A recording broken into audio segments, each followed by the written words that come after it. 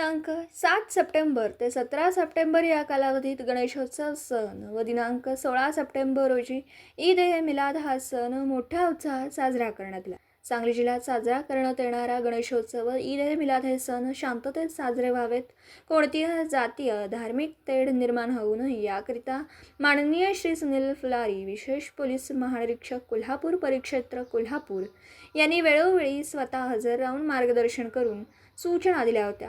माननीय श्री संदीप घुगे, पोलीस अधीक्षक सांगली यांच्या आदेशाने बंदोबस्त प्रभारी अधिकारी श्रीमती ऋतू खोकर, अपर पोलीस अधीक्षक सांगली, 6 पोलीस उपाधीक्षक, 25 पोलीस निरीक्षक, 1798 पोलीस अंमलदार, 900 होमगार्ड व 1 SRPF कंपनी असा पोलीस बंदोबस्त लावण्यात आला होता. NCC पथकांनी गणेशोत्सव विसर्जनादरम्यान मदत करून विसर्जन शांततेत पार पाडण्यासाठी पोलीस विभागास मोलाचं सहकार्य केलं. गणेशोत्सव अनुषंगाने माननीय श्री सुनील फुलारी, विशेष पोलीस महानिरीक्षक कोल्हापूर परिक्षेत्र कोल्हापूर यांच्या मार्गदर्शन व सूचनेप्रमाणे माननीय श्री संदीप घुगे, पोलीस अधीक्षक सांगली, श्रीमती ऋतू खोकर, अपर पोलीस अधीक्षक सांगली यांनी जिल्हा स्तरावर बैठका घेतल्या. तसेच उपविभागीय व पोलीस ठाणे स्तरावर खालीलप्रमाणे बैठका घेण्यात आल्या आहेत. जिल्हा पोलीस दलाच्या वतीने एक गाव एक गणपती साजरा करण्याबाबत आवाहन करण्यात आलं होतं. त्यास सांगली जिल्ह्यात प्रतिसाद देऊन 79 गावांनी एक गाव एक गणपती ही संकल्पना राबवली आहे.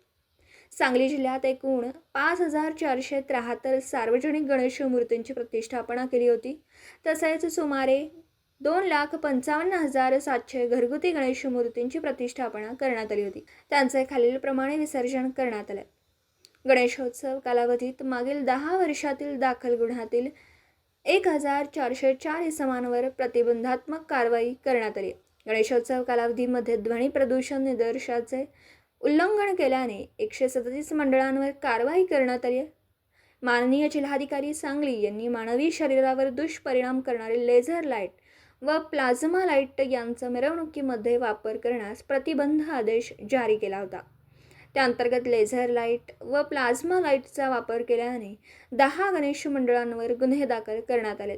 गणेशोत्सव व ईद ए मिलाद हे दोन्ही सण शांततेत पार पाडण्यासाठी पोलीस दलाने योग्य नियोजन करून कोणताही कायदा व सुव्यवस्थेचा प्रश्न निर्माण होऊ दिला नाही.